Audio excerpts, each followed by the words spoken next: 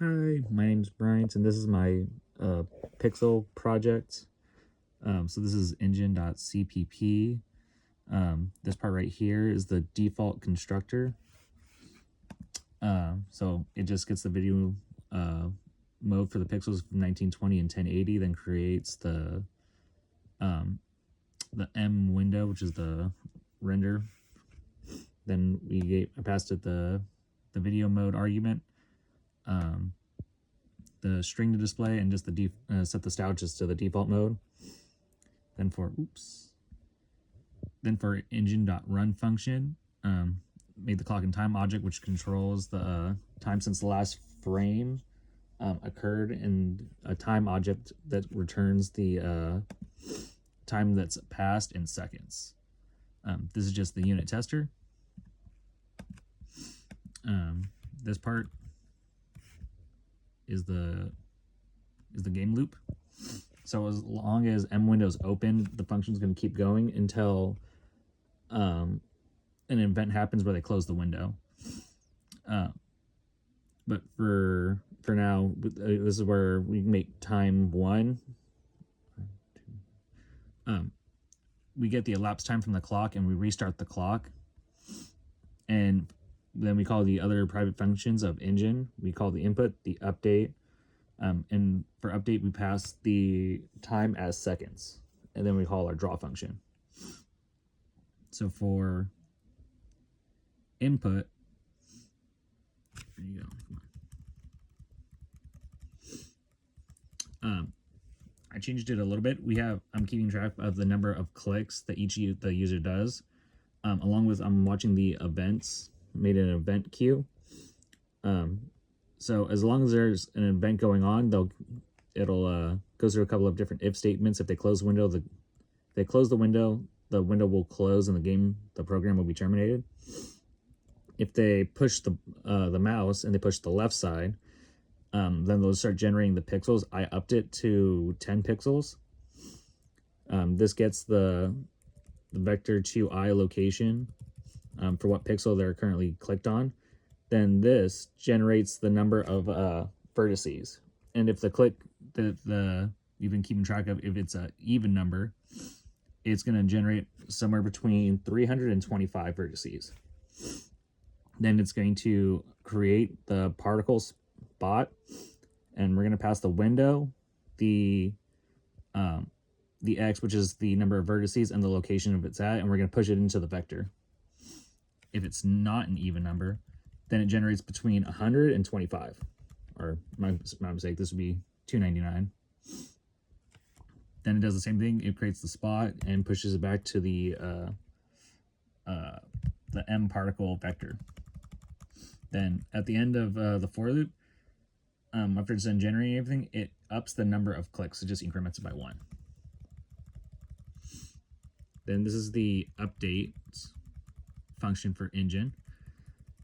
So I gave it a size ti that keeps track of the particle size. Then it gets the particles at the I location and gets the time to live. And if it's greater than 0, it updates it with the current time with the DTS seconds, which was the time in the engine, the other previous engine function. Then if it's less than 0, then it erases it. Then for my draw function, I created a font and text variable, and I just gave it the simple instructions of it just tells the user just to pick anywhere on the screen, and then they could start watching the particles. Then the color is just white. I did just a basic 36 font. Then this goes through the vector and draws the particles to the window. And this is matrices.cpp. This is the one me and my partner did. This is the default constructor, which gets the rows and columns and assigns the default constructor of the parent function, the parent class, my bad. Then it resizes the vectors to the number of rows and columns. Then we have the add operator, so they can the matrix will change, so you could add 2. Then from here, we threw an exception just in case the rows and the columns don't match each other, because that needs to match in order to combine a vector together, or not a vector, a matrix together. Then we return the result. Then we did the same thing with the multiplication operator. If the columns and rows don't match, we threw an exception. And if they did match, we went ahead and multiplied them together and returned the result, the resulting matrix. Then for bool, it was the same thing. We just checked to make sure the rows matched, columns matched. Then we went through each element of both matrices and made sure they matched, or we returned false. Then we did the not equal operator, which is the inverse of the equal operator. Then we did the rotation matrix, so this one gives the pixels a spin. So we took the d theta, or the double theta, my mistake, and we assigned it to the rows in vector A, for matrices A at the location of 0, 0, we gave it cosine theta, the inverse of sine theta, then we did sine theta and cosine theta. Then for scaling, so they'll get bigger and smaller, then to translate it, so they would get bigger as they start moving away from the screen. Oops. Yeah. This is the particle.cpp file. So we have the default constructor, and we set the time to live for mttl with just the constant ttl. Then we assigned the number of points. Then we gave them the radians per second. We did a random float with the rand max and multiplied by pi. Then we set the center to 0, 0 for the Cartesian plane. This part we didn't really change a whole lot. We just followed the instructions. We did the colors were white, then we changed them as they got further out. So the center would be white, and then the outside would start changing.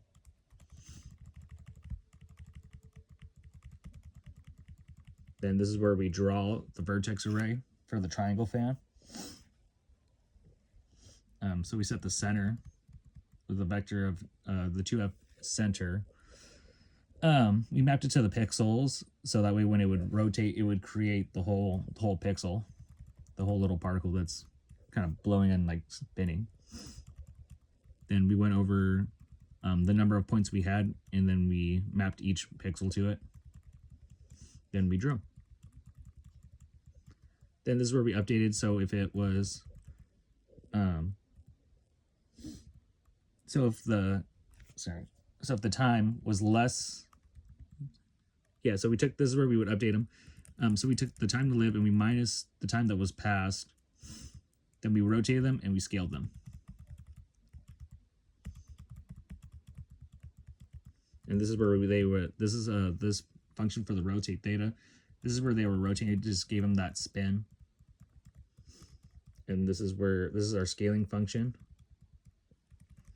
So we made a vector 2f of temp m coordinate, and we translated it over to where it would be, so as they moved, they would get their new coordinate.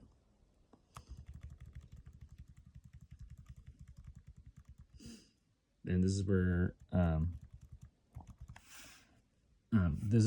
our translate came in. So as they shifted over to a new coordinate, we would just add them together, give them the new one, or assign them the old point, the old vertex to the new one, and the matrix would move. And this is just the unit tester. And here is it being compiled, a couple of warnings.